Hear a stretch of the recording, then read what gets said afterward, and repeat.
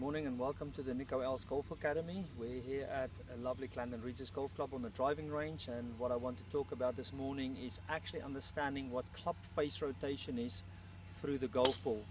So I've got a little device that I've actually made to actually describe to you what actually club face angle is and what alignment is.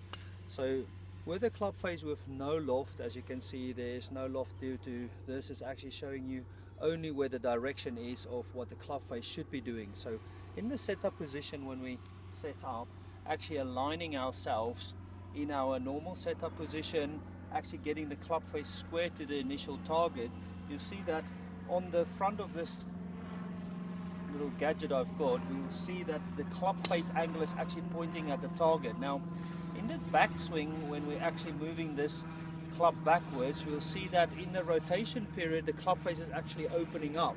So the club is now facing to the right, which means that the club face is now open to the target.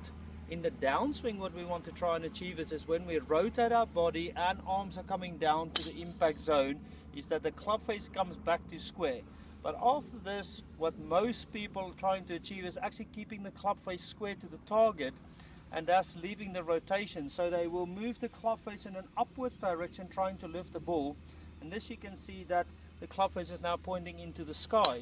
So in the real terms of movement is that if I am rotating backwards and the club face is opening up, on the downswing in the rotation through impact, the club face is now rotating, so that you can see that the club face is pointing to the left after impact, and this helping my body and arms staying all together on the same swing path. From the front point of view is that you see that the club face angle is parallel square, but after impact that everything is rotating. So my body is keep rotating, the club face is also keeping rotating, staying square with my body rotation.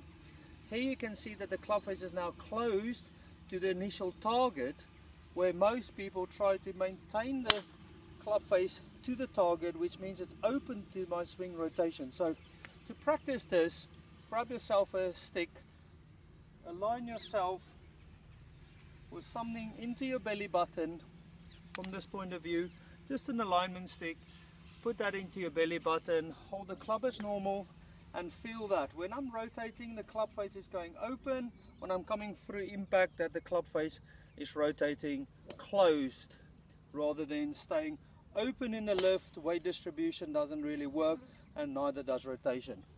I hope this little tip helps you to improve your game and your club face area through impact. Thank you very much for joining me, and we'll see you next week.